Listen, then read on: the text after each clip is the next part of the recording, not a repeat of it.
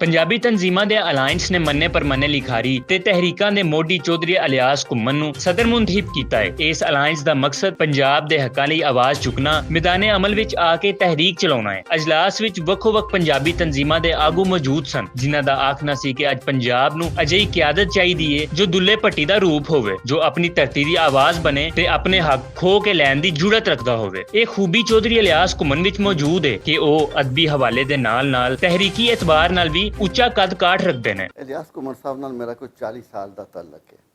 ਅਸੀਂ ਦੋਵੇਂ ਮੁੰਡੇ ਖੁੰਡੇ ਹੁੰਦੇ ਸਨ। ਅਸੀਂ ਬਹੁਤ ਅੱਛੇ ਵਕਤ ਵੀ ਗੁਜ਼ਾਰੇ, ਕਈ ਕਿਸਮ ਦਾ ਵਕਤ ਜਿਹੜਾ ਬੰਦੇ ਤੇ ਆਮਦਾ ਤੇ ਅਸੀਂ ਇਕੱਠੇ ਗੁਜ਼ਾਰਿਆ। ਰਵੇਲ ਤੋਂ ਸ਼ੁਰੂ ਕਰਕੇ ਤੇ ਅੱਜ ਤੱਕ ਅਸੀਂ ਇਕੱਠੇ ਹਾਂ।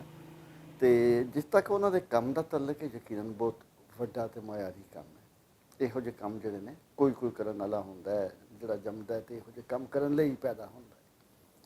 ਘੁੰਮਣ ਸਾਹਿਬ ਹਮੇਸ਼ਾ ਉਦਮੀ ਤੇ ਆਰੀ ਬੰਦੇ ਨੇ, ਹੌਸਲੇ ਵਾਲੇ ਬੰਦੇ ਨੇ। ਐਸੇ ਕੰਮ ਕਰਦੇ ਨੇ ਜਿਹੜੇ ਕਰਨ ਦਾ ਆਮ ਬੰਦੇ ਦਾ ਹੌਸਲਾ ਹੀ ਨਹੀਂ ਹੁੰਦਾ, ਉਸ ਪਾਸੇ ਉਹਦਾ ਖਿਆਲ ਹੀ ਨਹੀਂ ਜਾਂਦਾ। ਇਲਿਆਸ ਘੁੰਮਣ ਪੰਜਾਬੀ ਬੋਲੀ ਦੇ ਉਸ ਮਹਾਨ ਪੁੱਤਰ ਦਾ ਨਾਂ ਹੈ ਜਿਨਨੇ ਇਸ ਮਿੱਟੀ ਦਾ ਹੱਕ ਸਹੀ ਮਾਇਨੇ 'ਚ ਅਦਾ ਕੀਤਾ ਹੈ। ਉਹ ਖੋਜਕਾਰ ਵੀ ਹੈ, ਲਿਖਾਰੀ ਵੀ, ਪਾਰਖ ਤੇ ਮੈਦਾਨੇ ਅਮਲ ਦਾ ਲੀਡਰ ਵੀ।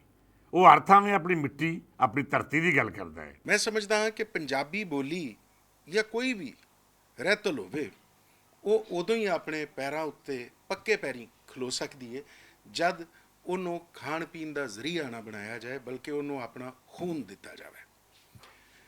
ਇਲਿਆਸ ਘੁੰਮਣ ਜੀ ਔਰ ਮੁਦੱਸਰ ਇਕਬਾਲ ਬੱਟ ਜੀ ਦੋਵੇਂ ਵੱਡੇ ਵੀਰ ਵੀ ਨੇ, ਲੀਡਰ ਨੇ, ਮੇਰੇ ਰਾਹਨੁਮਾ ਨੇ।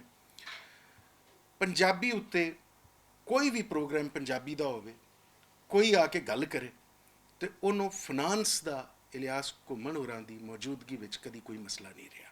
ਲੇਕਿਨ ਇਹ ਹੈ ਕਿ ਕਿਸੇ ਉਦਮੀ, ਕਿਸੇ ਆਰੀ, ਕਿਸੇ ਬੰਦੇ ਦੀ ਲੋੜ ਸੀ, ਸੋ ਉਹ ਸਾਨੂੰ ਘੁੰਮਣ ਸਾਹਿਬ ਦੀ ਸੂਰਤ ਵਿੱਚ ਮਿਲੇ ਨੇ। ਔਰ ਸਾਨੂੰ ਅੱਜ ਇਹ ਅਹਿਸਾਸ ਹੋ ਰਿਹਾ ਹੈ ਕਿ ਪੰਜਾਬੀ ਵਿੱਚ ਨਾ ਸਿਰਫ ਕਿ ਸ਼ਾਇਰੀ ਬਹੁਤ ਜ਼ਿਆਦਾ ਹੋਈ, ਬਲਕਿ ਲਿਟਰੇਚਰ ਯਾਨੀ ਫਿਕਸ਼ਨ ਵੀ ਬਹੁਤ ਜ਼ਿਆਦਾ ਲਿਖਿਆ ਗਿਆ ਔਰ ਨਾਵਲ ਵੀ ਲਿਖਿਆ ਗਿਆ। ਇਲਿਆਸ ਘੁੰਮਣ ਹੋਰਾਂ ਜਿੱਥੇ ਪੰਜਾਬੀ ਸਹਾਫਤ, ਕਹਾਣੀ ਤੇ ਪੜ੍ਹਕ ਪੜਚੋਲ ਉੱਤੇ ਉੱਚੀ ਪੱਧਰ ਦਾ ਕੰਮ ਕੀਤਾ ਹੈ, ਉੱਥੇ ਹੀ ਮਾਂ ਬੋਲੀ ਨੂੰ ਨਿਸਾਬ ਦਾ ਹਿੱਸਾ ਬਣਾਉਣ ਤੇ ਪੰਜਾਬੀ ਬੋਲੀ ਨੂੰ ਸਰਕਾਰੀ ਦਰਜਾ ਦਿਵਾਉਣ ਲਈ ਵੀ ਸਰਾਹਨਯੋਗ ਕੋਸ਼ਿਸ਼ਾਂ ਕੀਤੀਆਂ ਨੇ। ਸਕੂਲਾਂ ਵਿੱਚ ਪੜਾਓ ਸਾਡੀ ਬੋਲੀ, ਪੂਰੇ ਪੰਜਾਬ ਦੀ ਬੋਲੀ। ਸਕੂਲਾਂ ਵਿੱਚ ਪੜਾਓ, ਅਸਾਂ ਲੈ ਕੇ ਰਹਿਣੀ, ਅਸਾਂ ਲੈ ਕੇ ਰਹਿਣੀ, ਇਹ ਹੱਕ ਸਾਡਾ, ਅਸਾਂ ਲੈ ਕੇ ਰਹਿਣੀ। ਪੰਜਾਬੀਆਂ ਦੇ ਕਾਤਲਾਂ ਨੂੰ, ਪੰਜਾਬੀਆਂ ਦੇ ਕਾਤਲਾਂ ਨੂੰ, ਪੰਜਾਬੀਆਂ ਦੇ ਕਾਤਲਾਂ ਨੂੰ।